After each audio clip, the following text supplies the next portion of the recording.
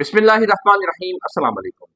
दोस्तों, आज की इस वीडियो में मैं आपको बताऊंगा कि आप किस तरह से घर बैठे बीवी का आईडी कार्ड शोहर के नाम पे बना सकते हैं। तो कोशिश करें वीडियो को मुकम्मल देखें ताकि आपको तमाम स्टेप्स जो हैं वो आसानी से समझ आ सके। तो बीवी का आईडी कार्ड शोहर के नाम पे बनाने के लिए सबसे पहले आपने अपने मोबाइल में पाक आइडेंटिटी मोबाइल ऐप को डाउनलोड और इंस्टॉल कर लेना है।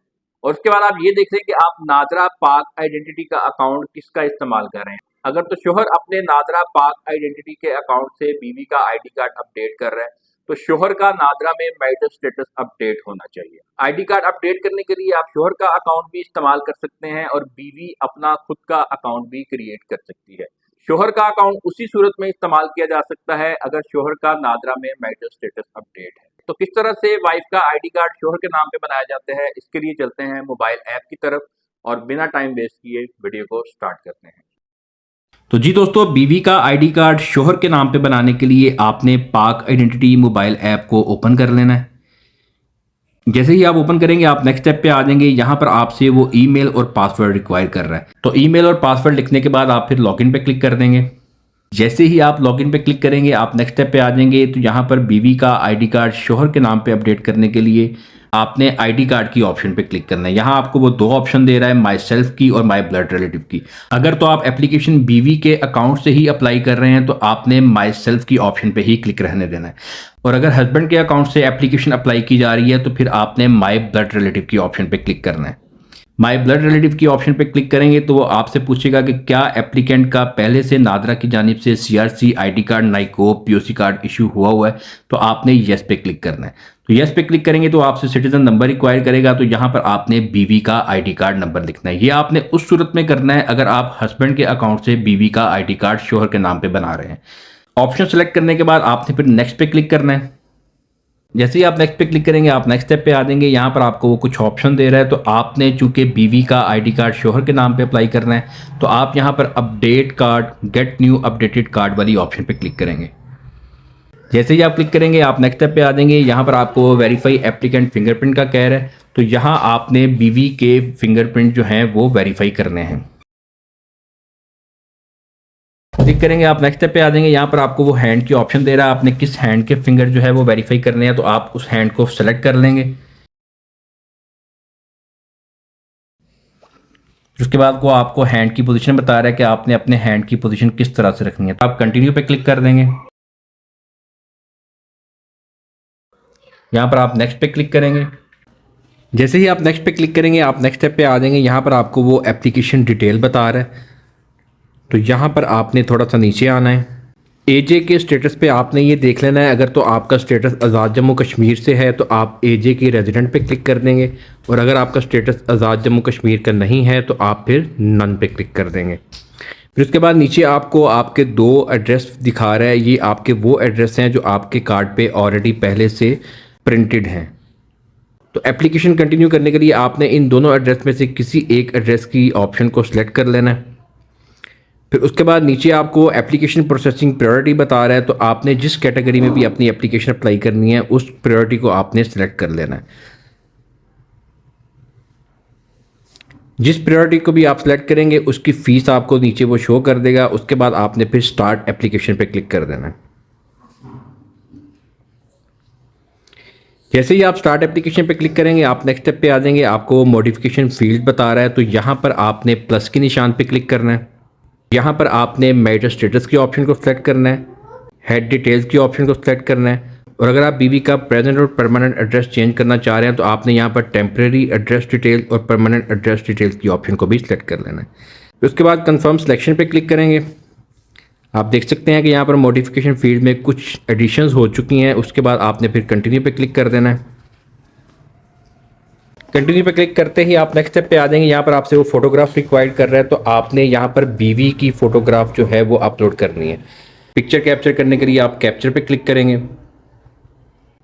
जैसे ही पिक्चर आप कैप्चर कर लेंगे ऊपर से आपने फिर अप्लाई पे क्लिक कर देना है, और फिर आपने डन पे क्लिक कर देना है। पिक्चर सक्सेसफुली कैप्चर हो जाए उसके बाद आपने फिर कंटिन्यू पे क्लिक कर देना है। कंटिन्यू पे क्लिक करते ही आप नेक्स्ट स्टेप पे आ जाएंगे। यहाँ पर आपसे वो सिग्नेचर रिक्वायर कर रहा है, तो आपने सिग्नेचर करने के लिए ड्रॉ सिग्नेचर पे क्लिक करना है, और यहाँ पर बीवी के आईडी कार्ड के मुताबिक सिग्नेचर हो जाएंगे। करने के बाद सेव पे क्लिक कर देना है। उसके बाद फिर कंटिन्यू पे क्लिक कर देना। कंटिन्यू पे क्लिक करते ही नेक्स्ट स्टेप पे आ जाएंगे। यहाँ पर वो पर्सनल डिटेल्स दिखा रहा है और यहाँ पर आप थोड़ा सा नीचे आएंगे। मैरिटल स्टेटस जहाँ पर अनमैरिड लिखा है वहाँ पर मैरिड कर देंगे। इसके बाद रिलीजन उसने सेलेक्ट किया हुआ है। ब्लड ग्रुप पे आपने बीवी का ब्लड ग्रुप लिख देना है। अगर तो आपको पता है तो आप यहाँ पर ब्लड ग्रुप सेलेक्ट कर सकते हैं और अगर नहीं पता तो आप नन पे क्लिक कर दें। उसके बाद आइडेंटिफिकेशन मार्क आपने यहाँ पर इंग्लिश में लिखना है। अगर तो आइडेंटिफिकेशन मार्क है तो लिख दें, अगर नहीं है तो आप यहाँ पर नथिंग लिख दें। फिर इसी तरह से नीचे जहाँ पर ज़ाहिरी शनाख्ती अलामत उर्दू में लिखा हुआ है वहाँ आपने जो इंग्लिश में ऊपर आपने आइडेंटिफिकेशन मार्क लिखा है वो आपने नीचे उर्दू में भी लिखना है। फिर ओल्ड सिटीजन नंबर की जगह को आपने बिल्कुल खाली छोड़ देना है। करंट रेजिडेंसी टाइप में जो है आपने विद स्पाउस सेलेक्ट कर लेना है। ईमेल पे आप ईमेल लिख देंगे। उसके बाद मोबाइल ऑपरेटर और कॉन्टैक्ट नंबर उसने ऑलरेडी लिखा हुआ है। ये सब लिखने के बाद आपने फिर कंटिन्यू पे क्लिक कर देना है। कंटिन्यू पे क्लिक करते ही नेक्स्ट स्टेप पे आ जाएंगे। यहाँ पर फैमिली डिटेल्स आपसे रिक्वायर्ड कर रहा है तो हेड डिटेल्स में आपने सिटीजन नंबर की जगह पे हस्बैंड का शनाख्ती कार्ड नंबर लिखना है और रिलेशन विद हेड पे आपने स्पाउस सेलेक्ट कर देना है। उसके बाद नीचे आप देख सकते हैं कि आपको प्रिंट फादर नेम की ऑप्शन आ रही है। अगर तो वाइफ का आईडी कार्ड हस्बैंड के नेम पे बनाना चाह रहे हैं तो आपने यहाँ पर किसी किस्म का कोई जो है वो टिक नहीं करना है। लेकिन अगर वाइफ का आईडी कार्ड फादर के नेम पे बनाना चाह रहे हैं, फादर के नेम पे प्रिंट करवाना चाह रहे हैं तो आपको ये छोटा सा जो बॉक्स नजर आ रहा है इस पे आपने क्लिक कर देना है। फिर उसके बाद नीचे फादर और मदर की डिटेल्स उसने ऑलरेडी से लिखी हुई हैं। थोड़ा सा नीचे आएंगे। फिर यहाँ पर स्पाउस डिटेल में आपने हस्बैंड की तमाम डिटेल जो है वो यहाँ पर पुट करनी है। सिटीजन नंबर पे आपने हस्बैंड का शनाख्ती कार्ड नंबर लिखना है। ओरिजिन में आपने यहाँ पर पाकिस्तान सेलेक्ट कर देना है। स्पाउस फुल नेम पे आपने हस्बैंड का आईडी कार्ड के मुताबिक इंग्लिश में कंप्लीट नाम लिखना है। जोजा का नाम जहाँ पर लिखा हुआ है यहाँ पर हस्बैंड का आपने उर्दू में आईडी कार्ड के मुताबिक नाम लिखना है। मैरिज डेट पे आपने निकाह नामा के मुताबिक अपनी मैरिज डेट लिख देनी है। उसके बाद आप थोड़ा सा नीचे आएंगे। ये सब लिखने के बाद आपने फिर यहाँ पर सेव पे क्लिक कर देना है। सेव पे क्लिक करेंगे तो हस्बैंड की तमाम डिटेल जो है वो नीचे शो हो जाएगी। तो उसके बाद आपने फिर कंटिन्यू पे क्लिक कर देना है।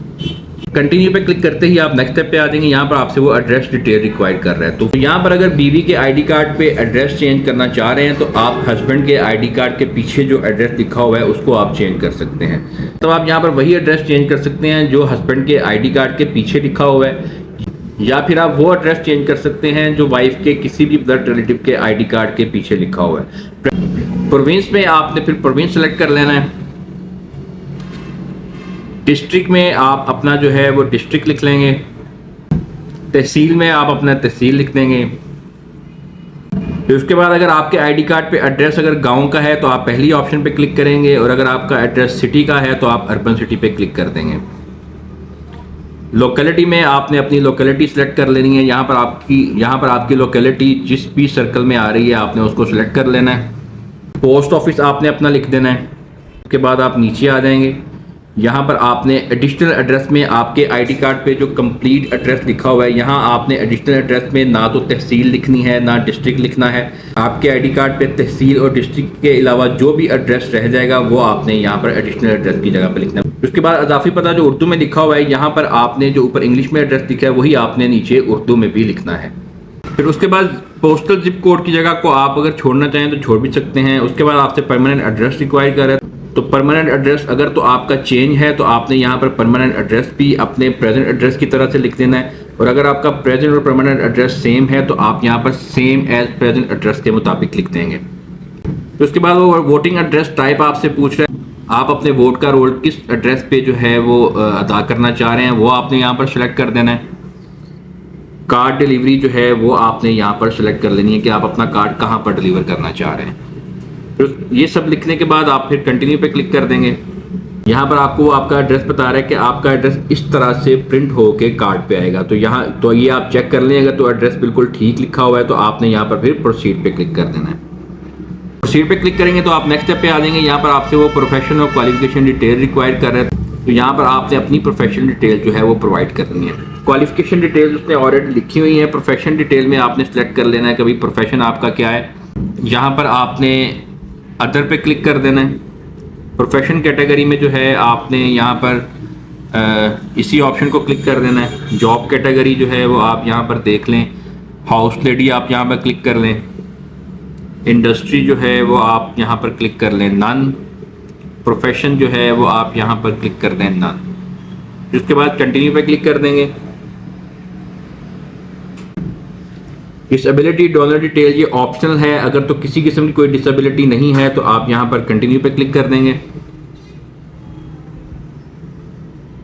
कंटिन्यू पे क्लिक करेंगे, नेक्स्ट स्टेप पे आ जाएंगे। यहाँ पर आपसे वो सपोर्टिंग डॉक्यूमेंट रिक्वायर कर रहे हैं, तो स्पाउस पीओआर कार्ड की जगह पे आपने हस्बैंड का जो आईडी कार्ड है फ्रंट बैक पिक्चर आपने यहाँ पर अपलोड कर देनी है। तो अपलोड करने के लिए आप यहाँ पर ब्लू एरो पे क्लिक करेंगे। अगर तो आपके पास मोबाइल में पहले से ही हस्बैंड की आईडी कार्ड की पिक्चर मौजूद है तो आप ब्राउज पे क्लिक करेंगे, और अगर आप कैप्चर करना चाहते हैं पिक्चर तो आप यहाँ पर कैप्चर पे क्लिक करके आईडी कार्ड की पिक्चर कैप्चर भी कर सकते हैं। उसके बाद ओके पे क्लिक करेंगे, यहाँ पर आप इसको रोटेट कर लें, अप्लाई करें। क्रॉप करना चाहें तो आप क्रॉप भी कर सकते हैं। यहाँ पे